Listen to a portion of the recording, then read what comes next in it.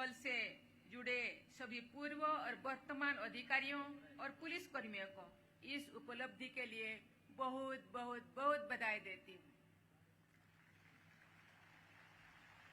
आज की परेड में भाग लेने वाले सभी पुलिस कर्मियों को शानदार प्रदर्शन के लिए मैं विशेष बधाई देती हूँ। मुझे बताया गया है कि सिक्किम पुलिस की स्थापना वर्ष 1897 में भारत तिब्बत व्यापार मार्ग को सुरक्षित करने के लिए उद्देश्य से की गई थी।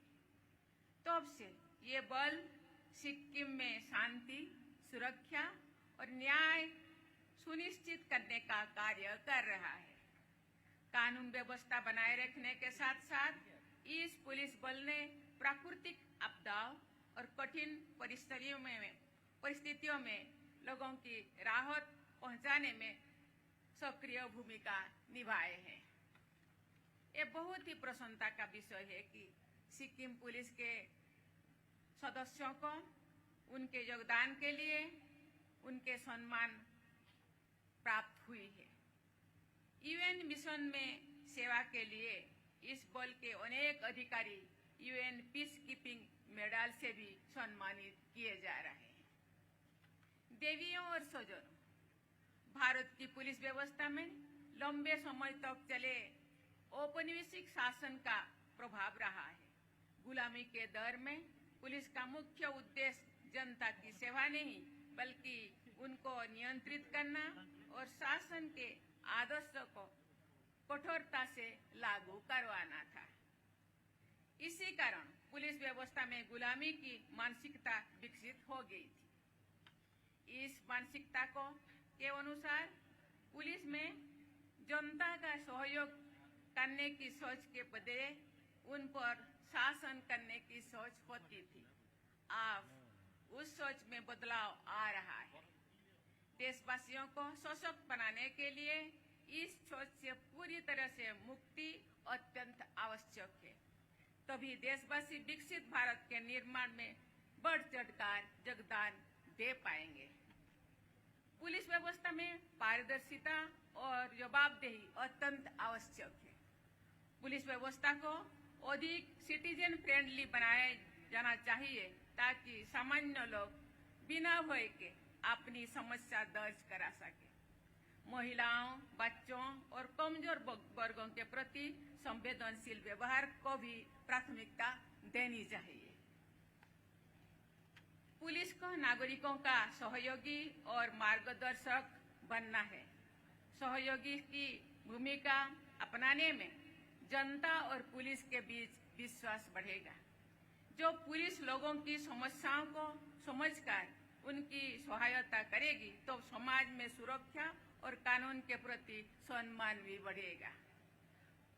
पुलिस व्यवस्था का उद्देश्य केवल अपराधियों को पकड़ना नहीं बल्कि सुरक्षित और जागरूक समाज का निर्माण करना भी होता है। राज्यों में शांति और भाईचारा बनाए रखने में सिक्किम पुलिस ने महत्वपूर्ण योगदान दिया है। सिक्किम पुलिस ने नागरिकों के प्रति अपने प्रोफेशनल और मित्रतापूर्ण व्यवहार के बल पर सिक्किम के लोगों का स्नेह और सम्मान अर्जित किया है। इसीलिए सिक्किम के पुलिस को बहुत बहुत धन्यवाद और बधाई देती हूँ। देवियों और स्वजनों, 3 देशों के साथ सिक्किम की सीमाएं लगी हुई है। साथ ही यहाँ पर देश विदेश के पर्यटकों भी भारी संख्या में आते हैं। इसलिए इस राज्य की पुलिस की जिम्मेदारी और भी ज्यादा हो जाती है। एक और जहाँ सिक्किम पुलिस को देश की सुरक्षा एजेंसियों के साथ मिलकर राष्ट्रीय सुरक्षा में महत्वपूर्ण भूमिका निभानी होती है, वही दूसरी ओर पर्यटकों की सहायता और सुरक्षा का भी ध्यान रखना होता है।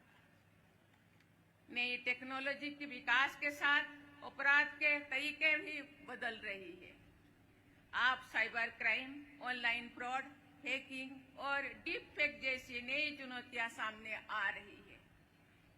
इन नई चुनौतियों से निपटने के लिए पुलिस को लेटेस्ट टेक्नोलॉजी, साइबर सिक्योरिटी और डिजिटल इन्वेस्टिगेशन में दक्ष बनाना होगा।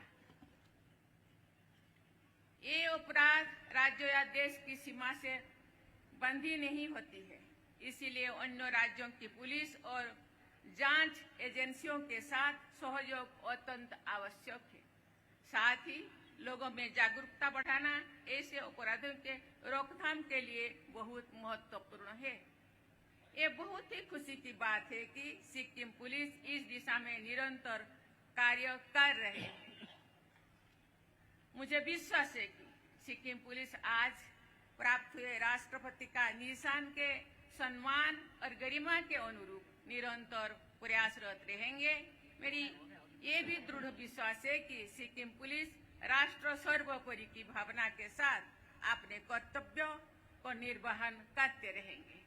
मेरी शुभकामनाएं आपके साथ है। इसी के साथ ही आपको बहुत बहुत बधाई देती हूँ। धन्यवाद। जय हिंद, जय भारत, जय सिक्किम।